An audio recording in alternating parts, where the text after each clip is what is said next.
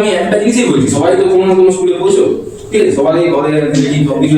সবাইকে একটা জিনিসই বলতে হবে, যদি এরকম কোনো স্টুডেন্ট থাকে যাদের কিন্তু ফাইন্যান্সিয়াল অবস্থা খারাপ আছে কিন্তু বলতে যায় তারা, ঠিক আছে, তাদের গার্জেনের ইচ্ছা আছে পড়া, তাদের স্টুডেন্টদের পড়াই চায়, তো আমি বলে দিচ্ছি যে আমি এখানে আজকে বলে দিচ্ছি না, এরপর হচ্ছে ঠিক অন ক্যামেরা বলছি, আমার কথা আমার কাকু মিথ্যা বলিনি, ঠিক আছে। তো যে কোনো জায়গায় যদি পাও তোমাদের গার্জেনকে বা তোমাদের বাবাদের মাদের ঘরে যায় জানাবে যে আমি এখানে ফ্রি অফ কস্ট তাদেরকে পড়াবো, তোমাদের সাথে তোমাদের এখানেই পড়াবো, তোমরা 5 জন 10 জন আমাদের বলছো ফিস দিয়ে, আর যদি 10 জন পড়ে উইদাউট ফিস, আমার কি আলাদা কিছু, আমি একই জিনিস বুঝাচ্ছি। তো ভালো সুবিধা হবে, তো আমাদের তোমরা বাচ্চা যেমন বললে তোমরা কতটা বুঝতে পারবে তাও বলছি, হ্যাঁ, যে যেটা বলছি তোমাদের থেকে বলো, আমাদের তো মেন মোটিভ তো শুধু পড়াশোনা করা নয়, মানুষ তৈরি হওয়া, ঠিক আছে। সবাই একটা মূল্যবোধ হাসি খুশি সব কিছু দিয়ে আমাদের দেখে দেবে মুখে পড়াশোনা, ঠিক আছে। তো ব্যাপারটা হচ্ছে কিন্তু কিছু কিছু সময় সিরিয়াস হয়ে যাওয়া উচিত, কোন কোন জায়গায় যেখানে একটু যেটা খারাপ লাগে, যেমন আমার জন্য একটু বেশিক্যালি খারাপ ঘটনা ঘটলো আমি বলছি যে আমি আজকে যখন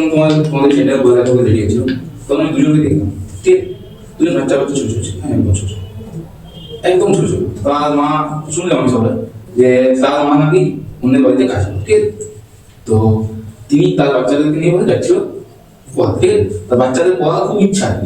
কিন্তু আমি যা শুনলাম বুঝলাম ওনার চোখ, আমি তো দেখে বুঝতে পারি কার কোনটা অসুবিধা বা কার কি কোন জায়গায় অসুবিধা, দেখে আমি পড়ার সময় বুঝি যে কার কোনখানে অসুবিধা আমি দেখে বুঝি। তো আমি ওনাকে দেখেই বুঝতে পারলাম, আমি আমাকে বললেও লাস্টে সেই কথাটাই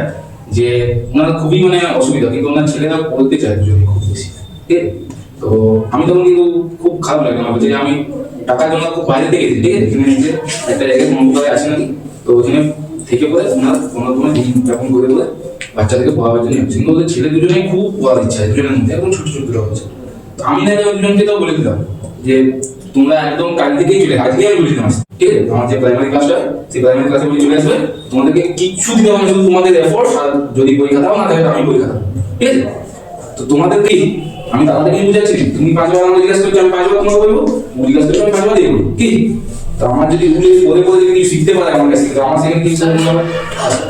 সেখানে কিন্তু আমার মনে হচ্ছে আমি হয়তো আমার পয়সা নেই, আমি সাহায্য করতে পারবো,